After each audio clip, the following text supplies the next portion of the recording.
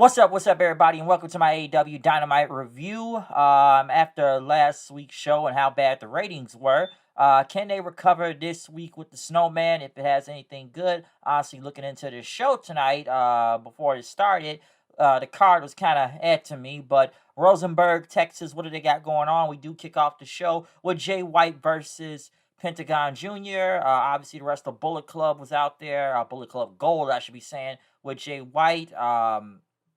Obviously, a good match to kick off the show, I thought. Not bad. I figured Jay White was going to win anyway since he is going for the AEW World title at Full Gear against him, so I'm not surprised. Bullet Club basically got involved, and Juice Robinson ended up hitting the left hand of God onto Pentagon, which Jay White ended up hitting the Blade Runner for the win. Right after Jay White got on the microphone with the title, basically talk about this 8-man tag, saying MJF can't find any partners. Juice basically talked about he's going to win this Dynamite Dozen Battle Royale tonight, and he's going to win that, diamond ring and whatnot. And, this is going to go with his gold tooth and whatnot. As the Guns end up saying, you're not down with that, we got 2 words for you. It's not suck it, but Guns up. They're really trying to get that over right now. Right after that, MJF did talk in the back, saying like, no, I'm not gonna run out there and attack like every other face does in this company and get my ass kicked by four people. He talked about being at Comic-Con and how Jay White is like these fans just walking around cosplaying as champions and whatnot. And before MJF could talk about Adam Cole, the Acclaim show up again, I guess wanting to be involved. MJF basically says, no, we're not doing this, and I don't know what's wrong with you, but you get in a battle royale if you want. And then what he said, put a ring on it. I don't know, man. It's just suspect. I don't get this. And he said he's my scumbag.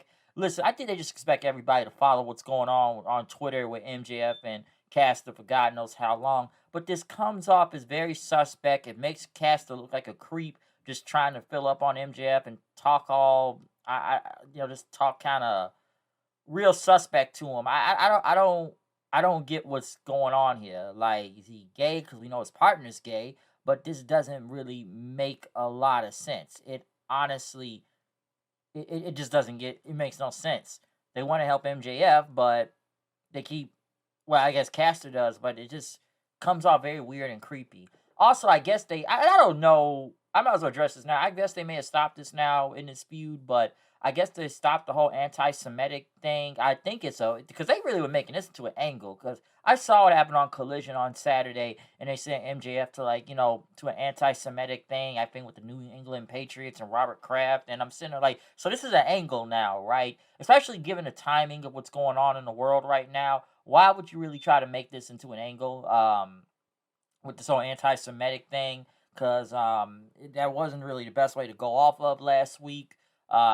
Since that started up a big shitstorm and whatnot, and it continued on, and they still kind of ran with it. But I guess they just stopped now. Maybe they learned this wasn't the best idea to do. But very strange they would do that now, given what's been going on in the past week or two. But right after that, Hikaru Shida, who won the title last week, went against Emi Sakura. Some people thought this was a title match. No, it was just a non-title match. Do I really care? Not really. The match was okay. I didn't really even know what was going on. I guess what Shida learned from Sakura, and I'm glad Sakura's not doing that Freddie Mercury thing anymore, but I guess, I was her trainer or something like that, and Shida won. I don't have much to say about this match. Like, I really don't. Shida won. That's it. Edge had a sit-down interview. I don't know why he didn't have it. We had 2 sit-down interviews, by the way, tonight. But yeah, Edge was there talking about Christian, how they were friends, and their friendship that goes on to almost 40 years and stuff. And talked about Edge wanted to come here and, retire with Christian and tag again. But Christian wants to be in the spotlight for the TNT title, but he thinks he's going to crash. And he won't fight Christian Cage, he says. I don't want the TNT title. But he feels like Nick Wayne and Luchasaurus are going to turn up on him sooner or later.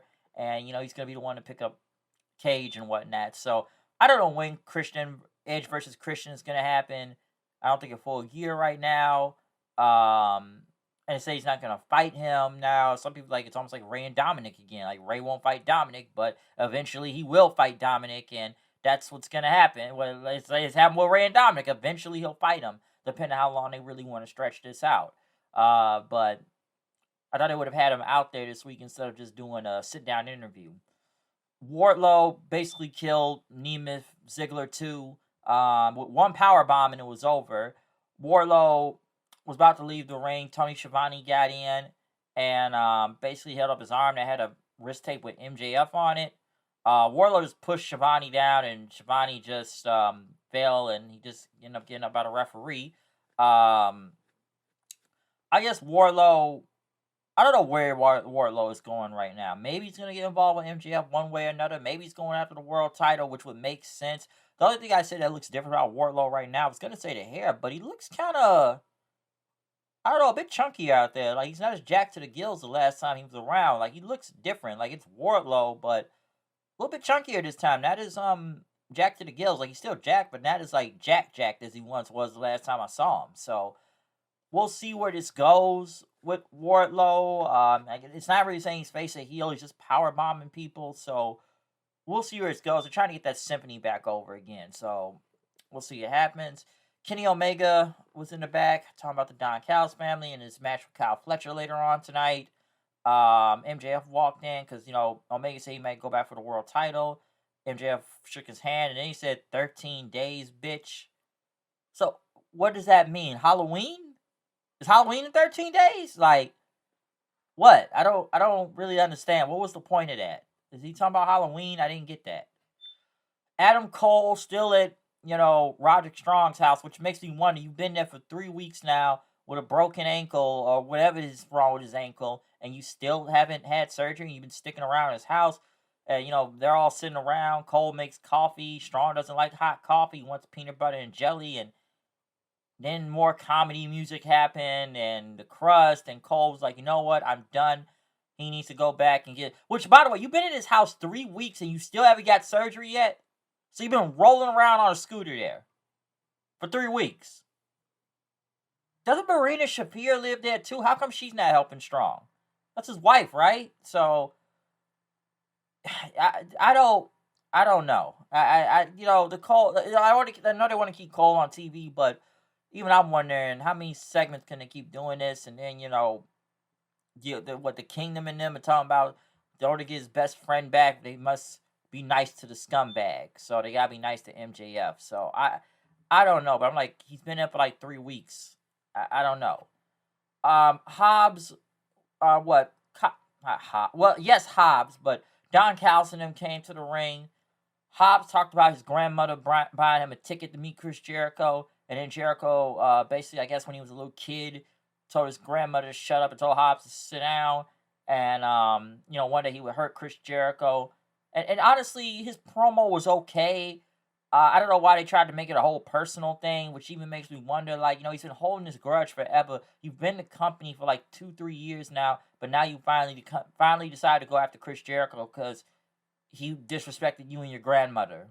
And the promo was Hobbs was trying to be convincing, but I don't feel like it felt like it went out all the way. Me and my friend Steve was talking about this earlier tonight during the show, that why don't they just have him as a hired gun? Callis hired him as a hired gun, and that's it. Why are they doing a personal story now? They tried to, but I don't know if it's really coming across on people. Kyle Fletcher then came out to the ring because, Callis didn't like what happened with Fletcher last week in that tag match, or 2 weeks ago, and basically said, listen, you wanted me here because Will Ospreay called me in for the favor and begged me to come do this. And Fletcher said, I'm going to prove to everyone that I can beat Kenny Omega and whatnot. Which, the match happened. And I thought it was actually a really great match. I actually enjoyed this match. Kyle Fletcher's been getting a lot of TV time. Unfortunately, his tag partner's hurt again, but he's been getting a lot of TV time here. I actually enjoyed this match. It wasn't bad. So, Omega won, of course, but I did like it. And I figured Omega was going to win anyways. But what happened with Kyle Fletcher next? I don't know. Or Will Ospreay calling the United Empire. Danhausen, I guess, is coming back soon. I've been seeing promos of him lately. Lance Archer, who God knows where he's been, and of course it's Texas, so they bring him here. He kills another job guy. Boom. They did this the last couple times he was here. It's like Archer will return. He'll beat up a job guy. No Jake Roberts this time. Maybe he'll get some type of important, maybe a title match. Like the last time I think Archer was around was what? Battle of the Belts, I think. Or was it? I think it was Battle of the Belts. And he lost to Cassidy. And it's like Archer has barely been here. And then next thing you know, he's somewhere in like Japan. I don't know, like New Japan or some other promotion somewhere, but we barely see him in AEW. Did you bring him back because of Texas? Do you have any plan? I would assume you have some type of plan for him since he's back, because it looks like he comes back, does a couple squash matches, maybe do one slightly important thing, and then we don't see him for God knows, like, I don't know, 3 to 4 months then. So is Archer going to be around again? I don't know. I don't know how long it's going to last. Swerve's music video for the remix, of course, will be coming out this Friday. Him and Nana were talking, and Swerve basically said, I should be excited, but I'm not. Hangman Page want to get involved. You don't want to go to war with somebody that you don't even care less about. So now you made this personal now. And you took my TNT title shot away, so now he's going to come after him. Tony Schiavone was in the ring. We got a lot of interviews tonight, which probably was maybe one of the only other important things on this show was Sting. Sting came out. Sting talked about, him being in AEW, talking about traveling with guys like Lex Luger, the Steiners, and Buff Bagwell. Talked about guys like Dusty Rhodes, Hulk Hogan, which people booed, and I kind of found it odd the minute they said Hulk Hogan, they put a camera on a black person, which I thought it was kind of strange he did that, but I think Sting knew. He did say Hogan transcended wrestling, which is true. We don't know if any lies Hulk Hogan was saying in interviews lately to what I've heard, but I think Sting kind of knew, like, he knew he was going to get booed, but it's like he still did big things in wrestling, but we know people don't like Hulk Hogan for obvious reasons. What I gotta say, lies, too, but racism, yeah. He did bring up Ric Flair, that got a big pop, and, the woos and whatnot. But Sting talked about all the legends he's been around and, has got him to this position now. And the smell arenas, the fans, and, doing many things, jumping off of balconies and whatnot. And he talked about that word he said. And fans, and you still got it. Sting talked about, retirement and everything, because he did retire before in 2015, even though that was a forced retirement. And whatnot. He felt like he wasn't done yet, and he wanted to come back, and he wanted to prove something. So now Sting is going to be retiring for the second time now. And his first match at AEW was Revolution in 2021, and now he says his last match will be at AEW Revolution in 2024. Got a lot of retirement tours going on. I see Bryan and now Sting. And he said the only thing for sure that Sting's retirement at Revolution 24 is for sure. And that was it. So let me say this. With Sting and whatnot, which, I feel like it's gonna come sooner or later anyway. Sting has been in AEW for like what, 3 years now? He debuted at Winners coming in like the end of 2020, and Sting came back to wrestle. We weren't sure if Sting was ever gonna come back to wrestle and whatnot after what happened in WWE, and that run, if you want to call it that much of a run in WWE for the small matches he had. I know a lot of people didn't like him, including myself, for what went down in the injury and whatnot. But it was glad to see even Sting even come back and wrestle and put on these matches just to see any of this. Okay, and whatnot, and so we've seen just do a lot of crazy stuff. Sorry, damn near hurt himself, but he's done a lot of crazy stuff, and it's been enjoyable watching Sting. And I will say this too, because I believe they said in March it will be his birthday around that month too. So I think they got big plans for Sting, which we now must sit and wonder who will be his final opponent for Revolution, huh? I assume it would be Darby, maybe. Then again, I'm surprised him and Darby haven't won the tag team championships. They've been tagging for the longest and win every match. You'd think they would have won. But I will say, if this is gonna be over by Revolution, maybe Sting will still stick around after that. I don't know. Maybe not wrestle again, but I will say I am glad I got to see Sting wrestle live, even at this stage in the game. I got to see it last year at the Forbidden Door when they were at the United Center, and I've actually seen Sting already in AEW since I've been to shows, and I've seen him at least like 3-4 times out there as it is already, but I'm glad I actually got to see him wrestle live in person, even at this stage. Okay, so Sting's had a hell of a career.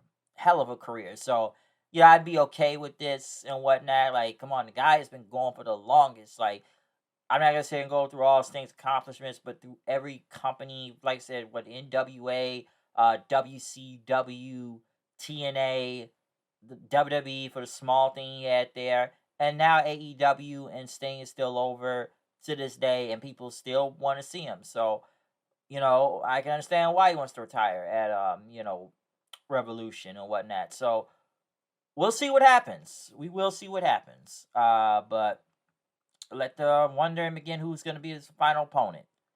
Right after that, I guess they had time as Tony Storm commercial. Throughout the video, JR had a sit-down interview with Nick Wayne and his mom, which we don't even know Nick Wayne's mom's name, but they just call him Nick Wayne's mom. And Nick JR was doing the interview, asked him what happened, and Nick Wayne's mom said, can't make sense of this. Why would you do this? Like, why would you join Christian Cage? Talk about your father. Do you know about the things he said? I don't even recognize you. And Nick Wayne's basically said, I've always been in Darby shallow, telling her to shut up. Cage is a better father figure than his own father ever was, which even Christian Cage came in. He got a pop, by the way, when he walked in there. And he says, are you ready to come home, son? And Nick Wayne tried to stop him. Nick Wayne knocked the hand out. He said, don't touch me. You're a terrible mother. Nick Wayne's mom slapped him then and tried to apologize, say you're dead to me. And Christian said you should have picked up the phone, which, she tried to stop him. And then there was like a whole bunch of commotion going on. Darby's beating up Christian and Nick Wayne. They fight out to the outside of the arena. Luchasaurus and them then. By the way, Nick Wayne had blood coming from his mouth, so he may have lost a tooth. Next thing you know, Sting comes up from behind and attacks Luchasaurus and Christian. Puts Christian in the Scorpion Deathlock. Hey, Sting versus Christian, folks. TNA, it's coming back. And, Luchasaurus saved them, and that's the end of the segment. So, the segment wasn't bad. I thought Nick Wayne and his mom did pretty good. I do feel like the only reason why they have Nick Wayne's mom on here in a way because she's hot. I'm sure that's why a lot of people have said. I believe they said she was a model anyways, if I'm not mistaken. But yeah, people want to see Nick Wayne's hot mom. I'm sure a lot of people want to see that. But yeah, they don't even tell her name. So I'm assuming it's going to be Sting and Darby versus Christian and the new Christian coalition there at some point. I'm sure they'll tag with Edge. I feel like that match may be happening at Full Gear. So I can see it. Sting, Darby, Edge versus the Christian coalition. There you go. Other than talk about whatever's the next week and Battle of the Belts, we got to the Battle Royale, which obviously is the most predictable Battle Royale you could think of who's going to win, okay? All you really had in here was what? Obviously Juice Robinson, but Dustin, because he's from Texas, the Hardys, Johnny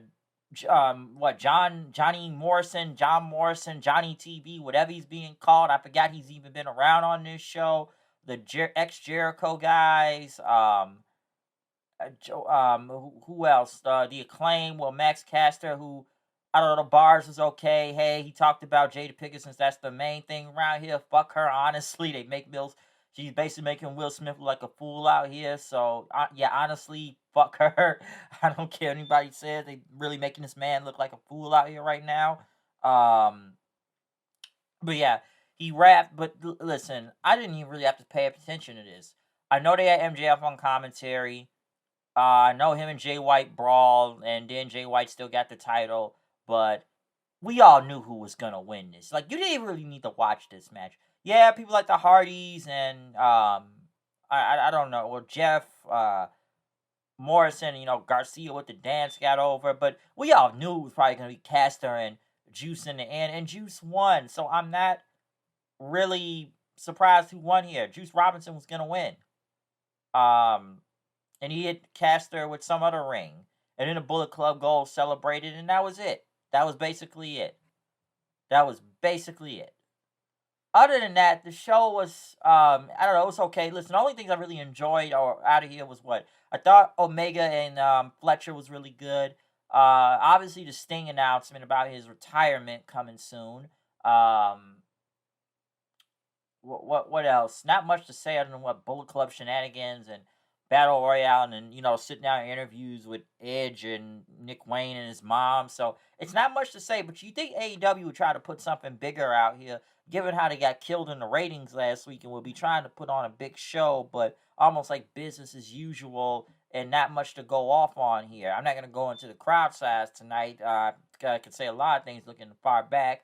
But it kind of makes you wonder. You think they will put more stuff out here tonight after what happened last week to probably boost the ratings back up since they're being unopposed this week. So I don't know. AEW right now, it's kind of strange here and there as it is already. And last week did not do them any favors. But this week, I don't know. Like I said, it's only a couple newsworthy things out of this show tonight. But other than that, that's all I really got to say about AEW Dynamite. So comment, subscribe, follow me on Twitter at HoodedKnight890. Like this video, hit that notification bell. And yeah, that's all I really got to say about this show tonight. So yeah, other than that, peace.